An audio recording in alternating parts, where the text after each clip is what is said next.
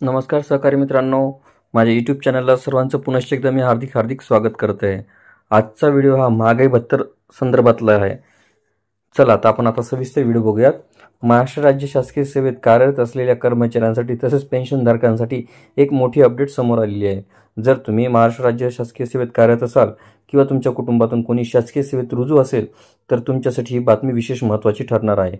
जसे की आपणास माहितीच आहे की नुकत्याच काही दिवसांपूर्वी आगामी लोकसभा निवडणुका डोळ्यांपुढे ठेवून केंद्रातील मोदी सरकारने केंद्रीय कर्मचाऱ्यांचा महागाई भत्ता 4% वाढवला आहे। त्यानुसार केंद्रीय कर्मचाऱ्यांचा महागाई भत्ता हा 50% एवढा निश्चित झालेला आहे। आधी हा महागाई भत्ता 46% एवढा होता। अर्थातच यामध्ये 4%ची वाढ ही झालेली आहे। विशेष म्हणजे ही वाढ जानेवारी 2024 पासून लागू करण्यात आलेली आहे, परंतु याचा रोखीने लाभ मात्र मार्च महिन्याच्या वेतनासोबतच दिला जाणार आहे। अर्थात जे वेतन एप्रिल महिन्यात हातात येईल त्या वेतनासोबत दिला जाणार आहे।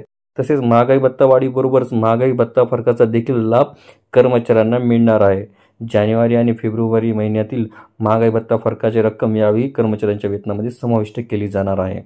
दरम्यान केंद्रातील मोदी सरकारच्या धर्तीवर आता वर्तमान शिंदे फडणवीस पवार सरकार देखील राज्यातील कर्मचाऱ्यांसाठी देखील महागाई भत्ता वाढीची घोषणा करणार असल्याचे वृत्त हे समोर आले आहे।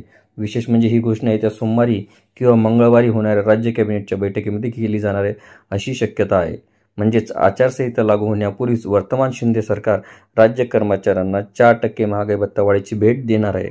सध्या राज्य कर्मचाऱ्यांचा महागाई भत्ता देखील केंद्रीय कर्मचाऱ्यांप्रमाणे 46% एवढा आहे। आता यामध्ये आणखी 4% वाढ होईल आणि त्यांचा देखील महागाई भत्ता 50% एवढा होण्याची शक्यता आहे। त्यामुळे होळी सणाच्या आधीच राज्य सरकारी कर्मचाऱ्यांना मोठा आर्थिक दिलासा मिळणार आहे। तरी आपल्याला व्हिडिओ आवडले असल्यास नक्की लाईक, शेअर आणि सबस्क्राईब करायला विसरू नका।